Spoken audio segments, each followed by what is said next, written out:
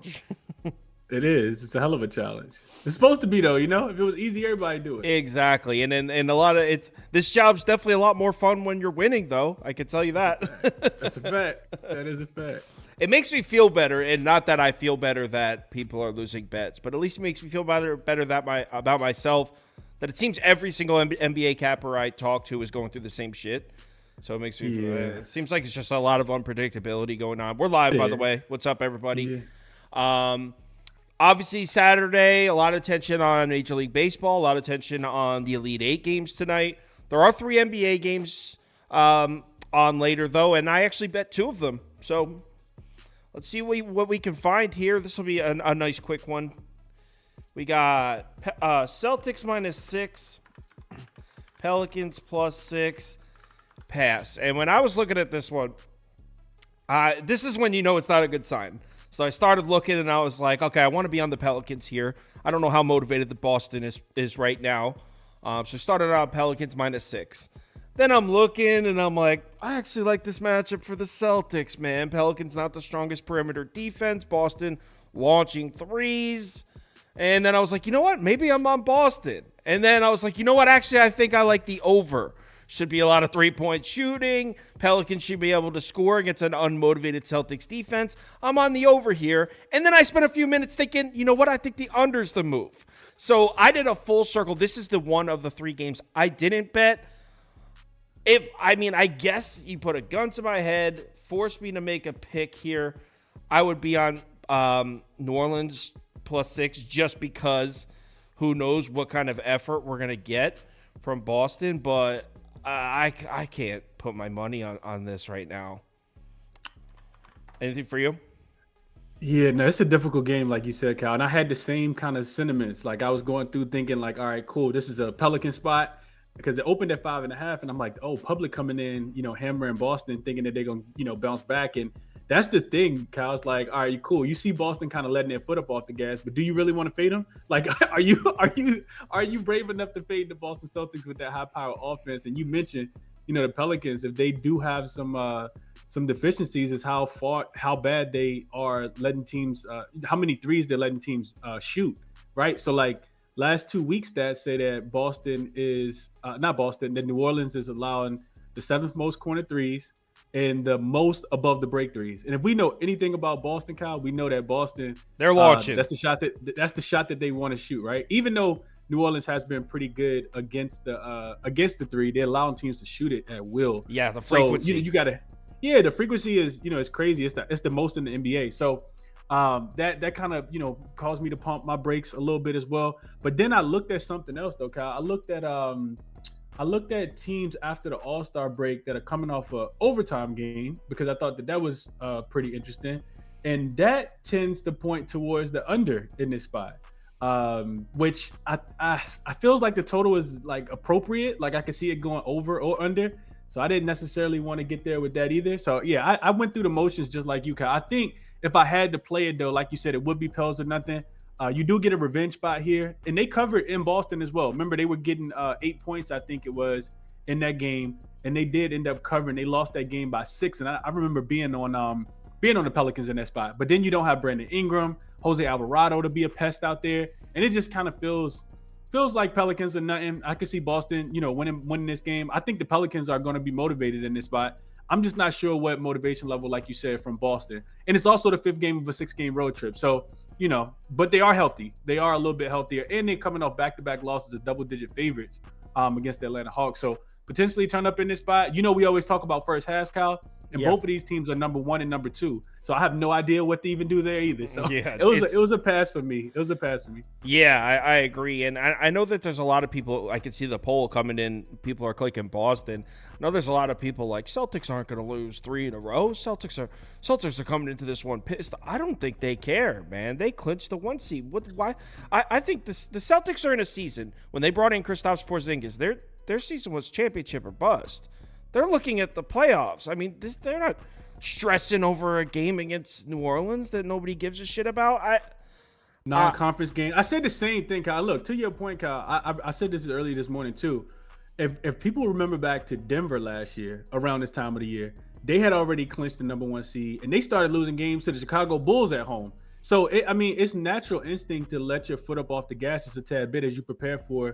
It's like 9 games left in the regular season, so you don't need these games. Like you're not going to go super hard. And what's happened, Kyle, for Boston at least, especially with them losing the last couple games, it's been their defense, right? Like they're 24th in the effective field goal percentage, their opponent effective field goal percentage, and 21st defensive efficiency, allowing teams to score about 116 points per 100 possessions. So that would lead me towards a Pelicans team total over, Cal, but I couldn't get there with that either. Like I just didn't feel comfortable with that either. Right. They are 24th in defensive rating in the last 5 games against the 26th strongest schedule. So Boston really struggling defensively against nobodies, and specifically where they're struggling is on the perimeter. They're 28th in defense against the above the break 3. But the reason the Pelicans are not exactly an outside shooting team, and especially with no Ingram. Dyson Daniels is back for New Orleans, and I like him. But, I mean, he's been out for so long, I'm not sure how much of an immediate impact he makes. But let's not even waste any more time because neither of us bet this. We're both leaning Pelicans, nothing. Our poll is leaning Boston, 49%, 39%. So, not exactly overwhelming Boston, slightly leaning towards Boston. Next game, Memphis, Orlando, and I do have a bet on this one. Did you get involved here? I did not, Cal, but I probably will. I just haven't placed it yet. Okay. I like Orlando in this spot, but I want to hear what you got to say first. Okay, so I want you to pull up. All right, first off, let's get the poll running here. So we got Memphis plus 13.5, Orlando minus 13.5. So I don't know if I've ever seen such a stark difference in pace and the type of games we're seeing with and without Desmond Bane on the floor. Because if you look at the, and you know what, let me put my pick up. I bet the under in this one at 205.5. No, actually at Caesars, I got it at 206. And if you pull up the Grizzlies' recent games here, it's like night and day difference when Bane plays. Like, all right, so Grizzlies last game, 136, 124. Before that, 128, 103. Bane didn't play the game before that, 99-97. Then before that, Bane's playing 137, 116. Kings, 121, 111. That one went to overtime, though. 118, 112 before that. Then Bane didn't play, 110, 98. The Bane didn't play before that, 109, 97. It's when Bane plays, Memphis runs, and it's a completely different team. They can score a little bit. They seem to give up more points, mostly probably because of the pace. I'm not saying Bane is hurting the team's defense. That's not the point I'm making. But it seems like we're seeing an entirely different basketball game from the Memphis Grizzlies when Desmond Bane plays. He's not playing here. So against an Orlando Magic team that loves to play those slow-paced, half-court games, it's the game they want to play. And you can see Memphis on the season, 17th in pace. In the last 5 games, they're 4th because Bane's been playing. So without Desmond Bane, I think Desmond Bane's been ruled out, by the way. He's not questionable. He's been ruled out for this one. And without Desmond Bane on the road in Orlando, I expect a slow-paced game where Memphis is really going to struggle to score. Probably would also lean towards Orlando minus the points. Maybe even if you're scared of Orlando just ripping the Grizzlies up, which I'm not so sure you should be, by the way, because Memphis can somewhat protect the rim at times with Jaren Jackson Jr., so I'm not completely sold on Orlando either, but I think the under, I got it at 206. And by the way, all my NBA bets are smaller right now, so I decreased my unit size, really struggling in the last couple weeks for me. This is after tomorrow, it'll officially be back-to-back losing weeks for me, so not really seeing the board too clearly. Seems like a lot of people are having trouble. So just want to give everyone a disclaimer. I am betting a little bit lighter right now when it comes to the NBA. Chris? Yeah, so this one to me, Cal, kind of feels like, so I saw what you saw as far as Orlando potentially still being able to kind of struggle to score as well. They're number 1 in rim frequency over the last 2 weeks, of course, and 5th in rim accuracy. But Memphis is 5th in opponent rim accuracy as well. So they're doing a really good job, like you said, with Jaren Jackson Jr. down there. Although they are allowing teams to shoot the second most shots down there because they're second in most in rim frequency. So teams are getting to the paint. The thing I was looking at is in this one, Kyle, was, to me, I was looking at the Orlando losses. I've been following this team like pretty closely over the last week. We know that they lost last night to the Clippers. Before that, they lost to Golden State. Before that, they lost to the Sacramento Kings. I didn't mean to cut you off. Did you happen to watch the end of that Magic Clippers game? Absolutely, yeah. Why didn't they challenge the Paul George out of bounds play? Yeah, that was out on him. It should have been Magic ball down 1 with like 19 seconds left. Why did they challenge? I was screaming at the TV. Yeah, I was too. I got the +3, so I ended up getting the push. But regardless, I just think that based on those 3 matchups, Kyle, I don't think that I know Memphis is like one of those teams that can muck the game up. And to your point, I just looked at it while you were talking. Memphis games with Desmond Bane average about. Memphis games with Desmond Bane averaged 212 points on the entire season across 31 games, Kyle. With Desmond Bane in the lineup, they averaged 224 points. Holy so you do make a valid point. They're scoring 109 and giving up 115 with Bane. With Bane. Without Bane, they're only averaging 102 and giving up 110. So you make a valid point for the under here. And just listening to you talk, I wanted to take Orlando early, Kyle. I think Orlando first half, just because they're not. I think that they will be able to score just a tad bit. And one thing we know about Memphis as well is last 2 weeks their 3-point defense has not been as great. Teams are launching against them and they're hitting too. So I saw that and I saw how Orlando is number 1 in corner 3 frequency, and I was like, I know they're not making a ton, and Paolo Banchero, I think, is shooting like 17% over the last 3 games. But to me, it feels like a spot where they should be able to bounce back early. This is not the Sacramento Kings, the Golden State Warriors, or the Los Angeles Clippers that's coming into town. And I know that it's a humongous rest discrepancy here. You got a team on the second leg of a back-to-back, and you got another team that's 2 days rested. But Orlando is 2-0 against the spread when they're playing unrested. So it's a small sample, of course, when they're playing unrested and they're 3.5-point favorites or more. So I think that they take out all of that anger out, Kyle, on this Memphis Grizzlies team coming in after losing 3 straight home games. We also got to remember this is like game number 7 straight home games of a 8-game homestand. So yeah, it's a lot of ways I think that I think, as you said, the game full game over under. I think Memphis team total. Under, I think it's 97.5 is also in play. That might be the look right there. That might be the move, to be honest. The Memphis team. I'm already in on the under at 206, but that Memphis team total under at 97.5 might be the move. And to Chris's point, yeah, Orlando's one of those weird teams that has much better record against the number when unrested.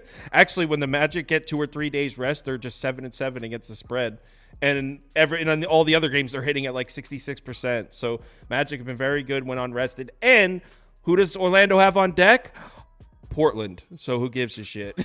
Right? Like nothing to look forward to for Orlando. A Memphis team total under 97.5 makes sense. But I'm cool on my under too. I was hoping when I first was looking at this one, I was like, yo, please tell me totals up at like 211.5, reacting to the recent Memphis games, right? Like the market not really picking up on the fact that Bane's out and it makes a difference. Not the case here. But the low total almost confirms what I saw in a way. Okay, so they're seeing it the same way I am. So yeah, I'm on the under. Next up, Bucks, Hawks. How about those Hawks? I cast Atlanta plus 16.5 the other night. Nice. Yeah, me and Hugh Capper had a little debate on here. He liked Boston, and I was like, I have to take my W's. I haven't had many recently. So Milwaukee's on the road in Atlanta, and I do have a bet on this one. You want me to go first? Or you want to go first? Yeah, go first, guy. I got a bet on this one too. So this is another one where I'm on the under again. I took the under here at 223. Not as confident in this one. But because on paper, both these teams should be able to shoot the 3-point shot on the other. So that's a matchup that probably points to the over. But as a whole, these two teams, not really. Let me pull it up. Milwaukee, Atlanta. That way I'm not speaking from memory here. Let me get the numbers in front of me. Milwaukee not playing at a crazy fast pace recently. Atlanta's actually been playing at a super slow pace. If you look at recent games, I mean, Milwaukee just played 2 low-scoring games in a row. Don't be fooled by that Laker final score. The end of regulation, that was like, I think, 102-102. Might even been 100-100. It was low-scoring. So Milwaukee's playing back-to-back low-scoring games. And then what's the kicker here, Chris? Who's out? Damian Lillard. And who's in? Pat Beverly. Oh, yeah, he is. And Tell Jalen me that's Johnson not an potentially over to questionable, an too. under swap right there. That's a huge swap at point guard. If you remember when Pat Beverly was getting minutes, and I think you were the one that was saying this on this show like a month ago, or maybe I think it was you, was where we're talking about the Bucks defense, how it went from they were playing great defense for like a month and then they stopped. It's because Pat Beverly started seeing less minutes. Now you got Pat Beverly with no Lillard. It's going to see a decent amount of minutes tonight. And when Pat Beverly was seeing the floor for Milwaukee, they were playing some solid defense against the three-point shot. And you have a Hawks team that's been kind of weirdly three-point reliant recently. In the last 10 games, the Hawks taking 32% of their shots from above the break and making them. Hawks all of a sudden a three-point shooting team. So with Pat Beverly on the floor, I think the Hawks offense is going to have problems. I think a lot of people reacting to some recent Hawks success. They've won 4 in a row now. Bet the line all the way down to 4. I would probably lean Atlanta 2, but I couldn't get there. I think I got the under a 223.5. I think I can actually show you right now. I have the ticket because I literally just posted in the Discord.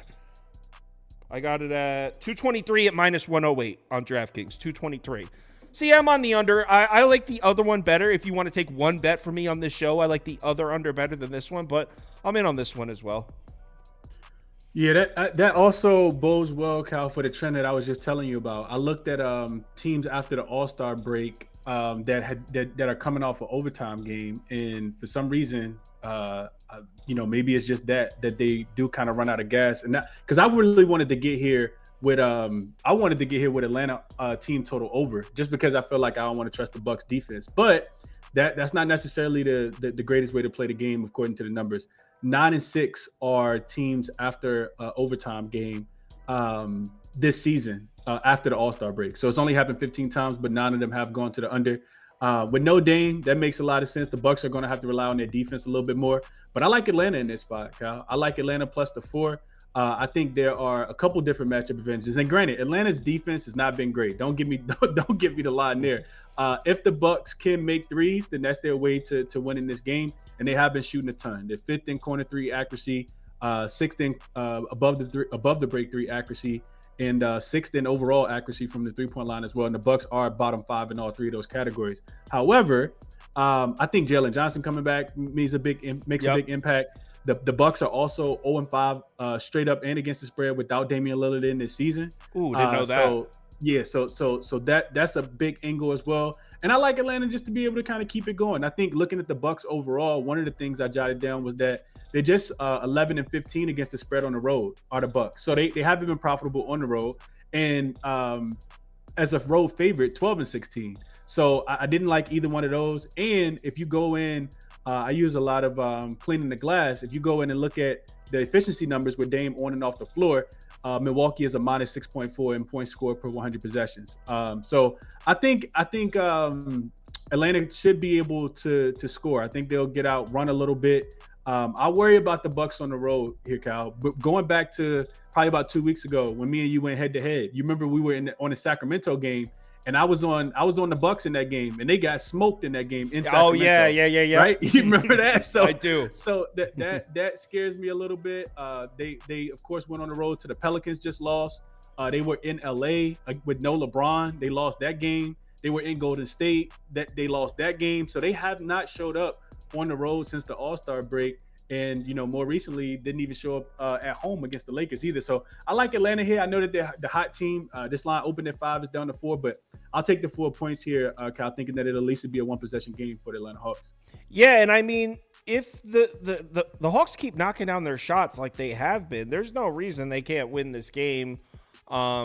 It's just a matter of, do you trust the Hawks shooting to show up again like they have been in the last handful of games? Actually, in the last 5 games, they're actually second in the NBA in offensive rating. So, like, no team is knocking down their shots like the Hawks right now.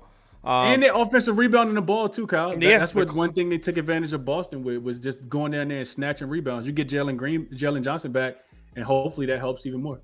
It's just hard to see on paper how the Bucks are able to make stops here against the Hawks. The only thing you could say is now that Pat Beverly might see 28 minutes, maybe the Bucks defense gets a step up. I don't know. I'm rolling with the under. We'll see. Our poll on that one is, wow, really split. Pretty much dead even. 46%, 45% Bucks. So Bucks win the poll, but it's close. Yeah, there's only 3 games. That's it. And we're not even going to do a community parlay. There's only 3 games, and we did one for baseball, and we're probably going to do one for the Elite 8, 2 games or something. That went just in 40 minutes. So I'll be back in 40 minutes. Let's let Chris go enjoy his Saturday. Make sure you guys follow him. We appreciate it's tough to get guests to come on Saturday. Chris was more than willing. So that's his Twitter right there under his face. And also, he has his own YouTube channel where he does his own stuff. He did a show early this morning. So just type in Chris B. Captain and make sure you subscribe and follow to his stuff. All right, guys. I'll be back in 39 minutes with Toast, Scoop, and Andy to do the 2 Elite 8 games. So I'll see you then. Best of luck.